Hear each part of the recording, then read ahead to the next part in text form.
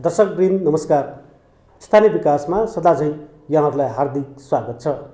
दर्शकवृन्द, लुम्बिनी प्रदेशको पश्चिमको जिल्ला बर्दिया जिल्लाको विकास निर्माणका दृष्टिकोणले हामीले हेऱ्यौँ भने सबैभन्दा पछाडि परेको स्थानीय तह हो गेरुवा गाउँपालिका। गेरुवा गाउँपालिकाले आफ्ना विकास निर्माणका योजनाहरूलाई कसरी अगाडि सारेको छ त?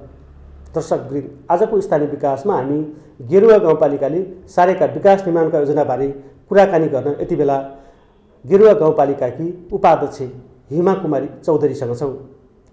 उपाध्यक्षज्यू, कार्यक्रम यहाँलाई हार्दिक स्वागत छ। धन्यवाद। बर्दिया जिल्लाकै विकास निर्माणका दृष्टिकोणले हेऱ्यौँ भने निकै पछाडि परेको स्थानीय तह हो गेरुवा गाउँपालिका।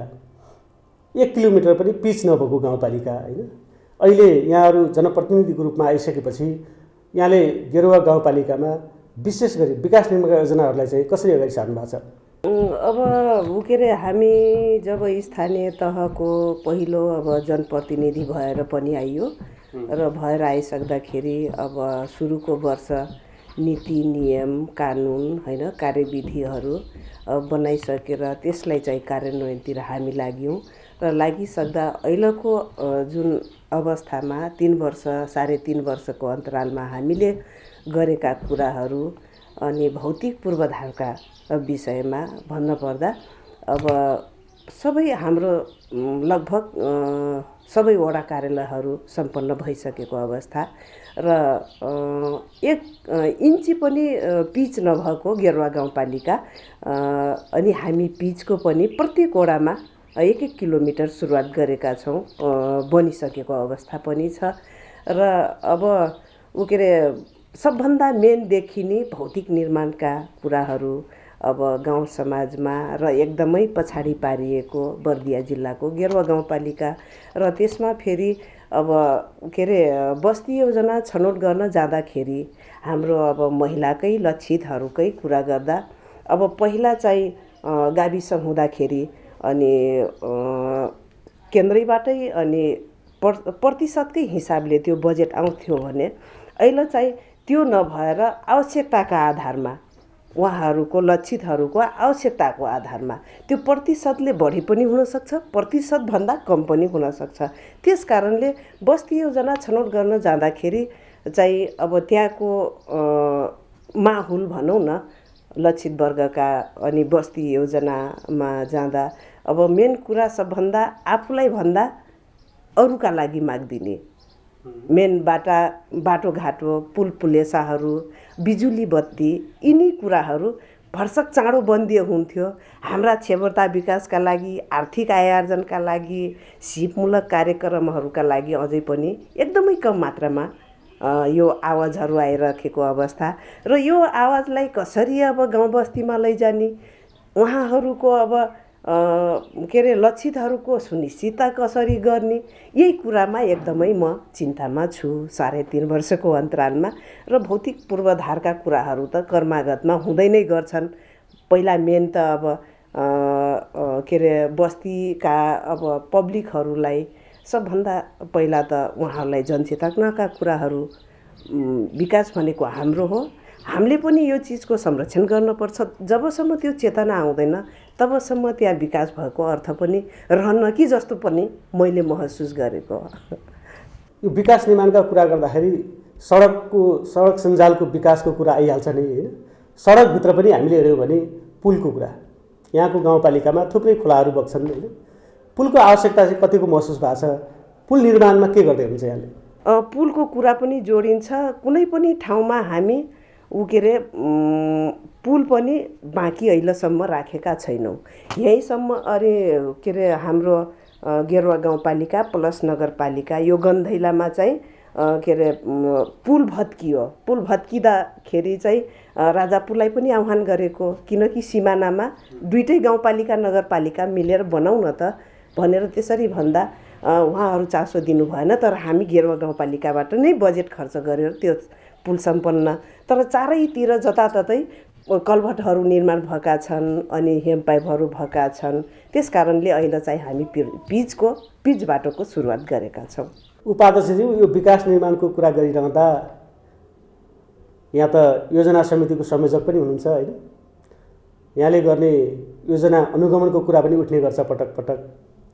विकास निर्माणका योजनाहरूलाई समयमा सम्पन्न गर्नलाई, गुणस्तर रूपमा सम्पन्न गर्नलाई, मापदण्डअनुसार सम्पन्न गर्नलाई यहाँको भूमिका त महत्त्वपूर्ण हुन्छ होला। एकदमै छ पनि र के अरे कुनै पनि योजना सम्पन्न भयो र बन्ने क्रममा पनि कतिको काम गरिराख्नु भएको छ त, ठेक्कापट्टा होस् अथवा उपभोक्ता मार्फत होस्, त्यो कामहरू हामी बिचमा पनि त्यो के अरे योजनाहरू हेर्न जान्छौँ र सम्पन्न भइसकेको अवस्थामा हाम्रो के अरे अनुगमनको ग्रुप पनि छ। अब के अरे उपाध्यक्ष अथवा उपप्रमुख अनि योजना जो के अरे भौतिक पूर्वाधारदेखि लिएर सम्पूर्ण कुराहरू अनि अनुगमनकै संयोजक भएको कारणले हाम्रो टिम छ। अनि संयोजक म भइगएँ, अनि प्रमुख प्रशासकीय अधिकृत, अनि पछि इन्जिनियर सर, त्यही वडामै खटाएको एकजना प्राविधिक, अनि अब 2 जना योजनामा हुनुहुन्छ भने 1 जनालाई लगेर जाने, लेखा फाँटबाट 2 जना हुनुहुन्छ, उहाँहरू मध्येबाट पनि 1 जना हाम्रो यो टिम छ। त्यो टिम गएर त्यहाँ अब हामीले इस्टिमेट अनुसार गराएको इस्टिमेट अनुसार काम भएको छ या छैन, त्यो चाहिँ प्राविधिक इन्जिनियरहरूको पाटो हो। उहाँहरूले ठिक छ, ओके छ भनेपछि मात्रै मैले चाहिँ त्यसमा अब सही गर्न पर्ने हुन्छ। त्यस कारणले उहाँहरू ओके नभनेसम्म मैले अहिलेसम्म कुनै ठाउँमा आफ्नो हस्ताक्षर गरेको छैन। त्यही भएर हामी जति पनि काम गरेका छौँ त्यो एकदमै गुणस्तर छ जस्तो मलाई लाग्छ। गाउँपालिकाको उपाध्यक्ष संयोजक रहने गरी योजना अनुगमन समितिको संयोजक भनेर यति बलियो संरचना छ, तथापि स्थानीय तहमा हुने विकास निर्माणका योजनाहरूमा ढिलासुस्ती भएका कुराहरू, समयमै सम्पन्न नभएका कुराहरू र मापदण्ड अनुसार निर्माण नभएको कुराहरू बिचमा प्रश्न उठ्ने गर्छ नि प्रमुखज्यू। समाचार त आउँछ होला, तर टिक्का टिप्पणी गर्नेका पछाडि नलागिकन हामीले कस्तो भने त्यो संरचना बनाछौँ त त्यसमा नै भर पर्ने हो। अब कागले कान लग्यो भन्दैमा त कागको पछाडि जाने होइन आफ्नो कान छ या छैन, त्यो चाहिँ छ कि छैन त त्यो कानलाई समात्न पर्यो। त्यस कारणले भनी त भन्नुहुन्छ, चित्त नबुझेकोले भन्नुहुन्छ होला राम्रो भएको छैन अथवा हामीमाथि चित्त बुझिरहेको छैन कि त्यो त जे पनि भन्न सक्नुहुन्छ। तर त्यसलाई भन्नुभन्दा उहाँहरू भन्नु नै हामी त्यो के अरे अलिकति सुध्रिने मौका पाउनु हो। उहाँहरू टिक्का टिप्पणी गरिदिनु नै हामी सुध्रिने मौका पाउने हो। त्यस कारणले सक्नुहुन्छ हामीलाई सल्लाह दिनु, सक्नुहुन्न भने हामीलाई गलत गरेको यहाँनिर गलत गर्दै हुनुहुन्छ है त्यो चाहिँ किटान गरिदिनु भयो भने एकदमै हामी त त्यसका लागि पर्छौँ नै र सुध्रिने पनि अवसर पाउनु हो त्यो। त्यस कारणले यो टिक्का टिप्पणी गर्नु नै अथवा नराम्रो बनेको भन्नु नै म त आफूलाई सक्षम त्यसमा चाहिँ बन्नलाई नै गराइदिया हुन् जस्तो लाग्छ मैले महसुस गरेको। उपाध्यक्षज्यू, अब अर्को विषयमा प्रवेश गरौँ। यहाँ त न्यायिक समितिको संयोजक पनि हुनुहुन्छ। यति महत्त्वपूर्ण भूमिका यहाँलाई राज्यले सुम्पेको छ। न्याय सम्पादन गर्ने आफैमा चुनौतीको कुरा छ होइन? तपाईँका कस्तो कस्तो समस्या लिएर न्याय माग्न जनता आउनुहुन्छ र न्याय सम्पादन यहाँले कसरी गर्नुहुन्छ? यसमा त अब चुनौती त धेरै छ है।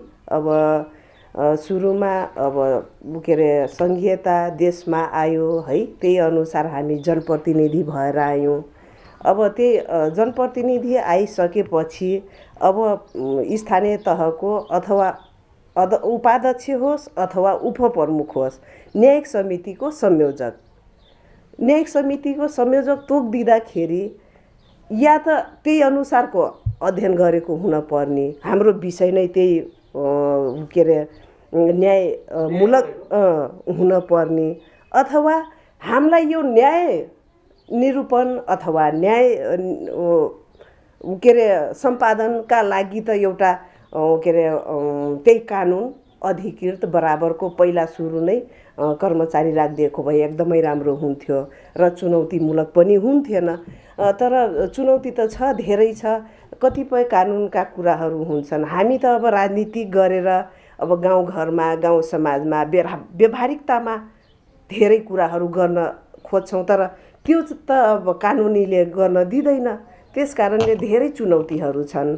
र अर्को कुरा यहाँ चाहिँ सबभन्दा मेन अब मुद्दाहरू निवेदनहरू आउने जग्गा सम्बन्धी सात सिमानाको र अनि के अरे हिंसा सम्बन्धी, अब घर परिवारबाट हिंसा पीडित होइन, समाजबाट हिंसा पीडित त्यसरी नै अब आइराख्नु भएको छ। त्यसमा आइदिँदाखेरि हामीले सकेसम्म त्यसलाई चाहिँ मेलमिलापमा लगिराखेका छौँ र अहिलेसम्म सफल पनि भएको छौँ। र के अरे जुन अदालतले गर्न पर्ने अहिले जुन स्थानीय तहलाई दिएछ र स्थानीय तहमा जुन अदालतकै प्रक्रिया अनुसार जान पर्ने र अदालतकै प्रक्रिया अनुसार उहाँहरूलाई अब के अरे लैजाँदाखेरि जुन अदालतले ढिलो सुस्ती गरेछ त्यही अनुसार स्थानीय तहलाई पनि त्यही प्रक्रिया अनुसार दिएको छ। र पुलिस प्रशासनतिर जाँदाखेरि तुरुन्तै उहाँहरूको क्षेत्र अधिकार त अब निवेदन गयो कि त्यो मान्छे कहाँ छ है, त्यो मान्छे कहाँ छ अनि छोपेर ल्याइहाल्ने, तुरुन्तै न्यायरूपण अनि न्यायहरू पाइहाल्ने। त्यस कारणले अलिकति अहिले चाहिँ घट्दो क्रम छ। जनता त तुरुन्तै रिजल्ट खोज्छ नि जुनसुकैको पनि। त्यस कारणले यो न्यायरूपण एकदमै पूर्ण छ। त्यस कारणले यसलाई चाहिँ अब चुनौतीमूलक भए तापनि हामीले सकेको आफूले क्षमता विवेक जति भ्या छ त्यही अनुसार हामी न्याय अनि के अरे सम्पादनका कुराहरू गरिरहेछौँ। यो न्याय सम्पादन गर्न थुप्रै चुनौती छ, यहाँले आफै भन्नुभयो होइन, स्वीकार पनि राख्नु भएको छ। यहाँले यो चुनौतीको बावजुद पनि काम त गर्दै हुनुहुन्छ होइन, चुनौतीको सामना चाहिँ कसरी गर्नुभएको छ? नमुनाकै हिसाबमा भन्न पर्दाखेरि हामी यहाँ के अरे स्थानीय तहमा पनि अमिनहरू राखेका छौँ।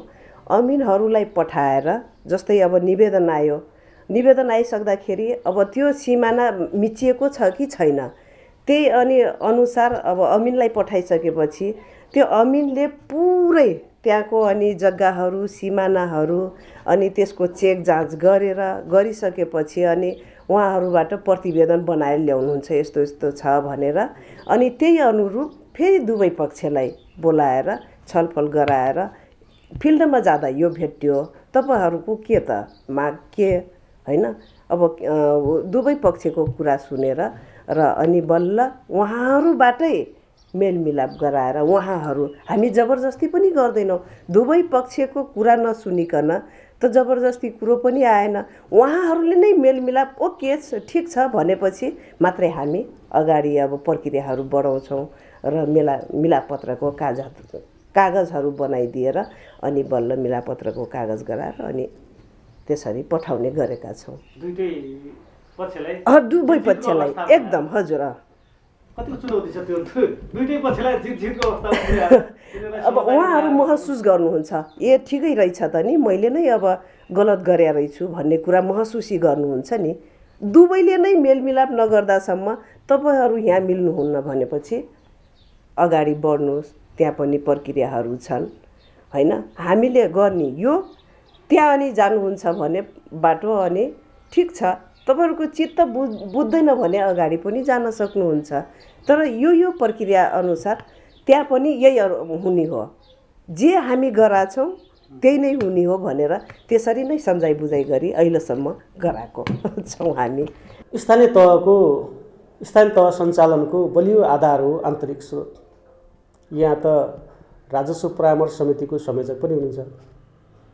आन्तरिक स्रोत वृद्धि गर्ने सवालमा यहाँको महत्त्वपूर्ण भूमिका हुन्छ होला नि? अब राजस्व स्रोत वृद्धिका लागि त अब पहिला सुरुमै अब हामी त्यही जुन गाविसले पहिला अनि 5 रुपियाँ मालपोत उठाउने गर्थ्यो त्यही अनुसार नै हामी स्थानीय तह भइसकेपछि त्यही अनुरूप हामी पनि मालपोत मात्रै उठायौँ र घरको पक्की घर कच्ची घर होइन, अब के अरे खरको छानाको छ कि टिनको छाना छ कि अथवा लेन्टर गरेको छ कि त्यही अनुसार केटेगोरी बनाएर त्यही अनुसार राजस्व उठाइयो। उठाइसक्दाखेरि अब राजस्व बढाउन पर्यो भनेर जति पनि हाम्रा व्यापारीहरू हुनुहुन्छ उहाँहरूलाई दर्ता प्रक्रियामा ल्याएर उहाँहरू मार्फत पनि अलिअलि राजस्व उठ्छ कि भनेर दर्ता प्रक्रियामा ल्याउने काम भइरहेछ।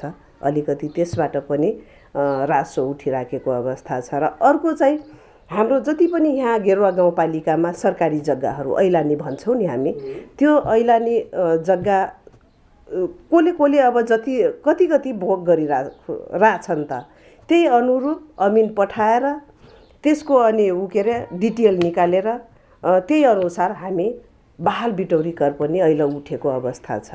त्यस कारणले अब राजस्व उठाउने काम त उपाध्यक्ष राजस्व समितिको कसरी बढाउने र त्यस कारणले यिनी प्रक्रियाहरू अगाडि बढेको छ। बहाल बिटौरी कर पनि अहिले चाहिँ हाम्रो आन्तरिक स्रोत लगभग बढ्दो अवस्थामा छ। यो अर्को बलियो स्रोत भनेको प्राकृतिक स्रोत हो। एकदम हजुर।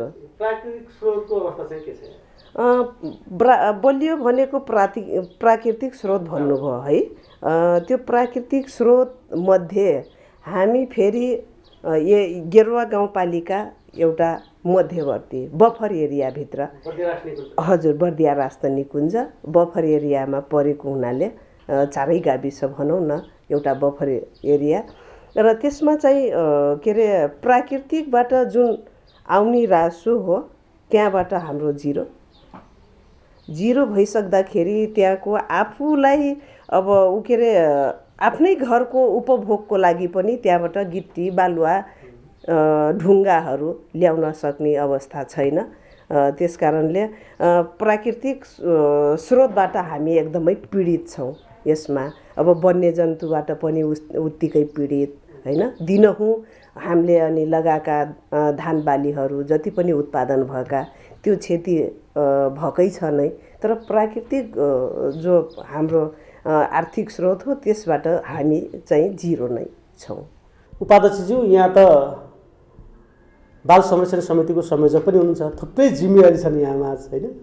यहाँले अहिले गाउँपालिकामा विशेष गरी बालबालिका मैत्री कार्यक्रम चाहिँ कस्तो कस्तो किसिमका सञ्चालन गर्दै हुनुहुन्छ? बालबालिकालाई जोडिएर अहिले बाल संरक्षण समितिको हामी नीति जो कार्यक्रम बनाएका छौँ।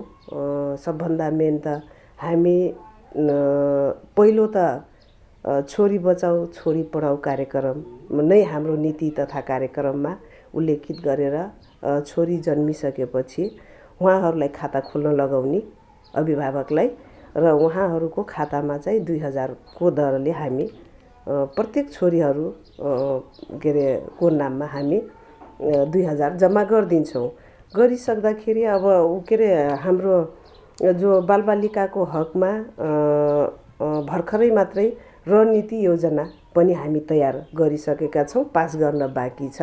बालबालिका कोही पनि स्कुलबाट पढ्नबाट वञ्चित नहुन्, बालबालिकाहरूलाई सबैलाई नै शिक्षाको आवश्यकता छ भनेर नै यो हामी नीति तथा यो रणनीति योजना बनाइसकेको अवस्था छ र यसलाई हामी पास गर्ने क्रममा पनि छौँ।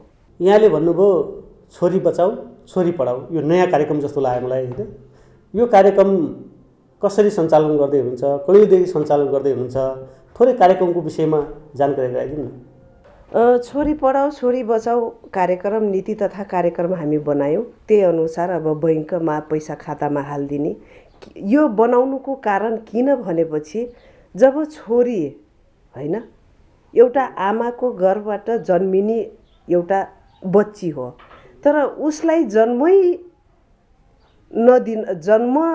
नै नदिनका लागि जुन रणनीतिहरू अपनाइन्छ, जुन क्रियाकलापहरू गरिन्छ, जस्तै अब हाम्रो त अहिले त भ्रूण हत्या अनि छोरा छोरी चेक गराएर छोरा हो कि छोरी हो भनेर चेक गराएर जुन फाल्ने प्रक्रिया छ नि, गर्भपतन गराउने, त्यसलाई रोक्न सकिन्छ कि छोरी पनि एउटा भविष्यको कर्णधार हो, छोरा जस्तै ऊ पनि काम गर्न सक्छ हैन।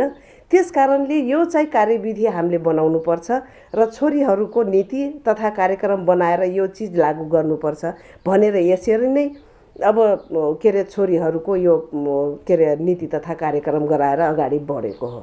अब यो छोरी पढाऊ छोरी बचाऊ भन्ने कार्यक्रम छ, यो कार्यक्रमको लाभ लिनलाई स्थानीय नागरिकले के प्रक्रिया अपनाउनु पर्छ, थोरै जानकारी गराइदिनु यो विषयमा पनि। यो जब छोरी जन्म्यो, छोरी जन्मिसकेपछि छोरीको अनि जन्म दर्ता गराउने र यो खोप लगाएको अनि खोप कार्डहरू र आमा बुवाको नागरिकताको फोटोकपी र विवाह दर्ता श्रीमान श्रीमतीको अनि विवाह दर्ता र के अरे र बाँकी अर्को चाहिँ बैङ्कमा खाता खोलाको अनि त्यो भाउचरको फोटोकपी गराएर त्यो बच्चाहरूको अनि यहाँ के अरे एउटा फाइल बन्छ।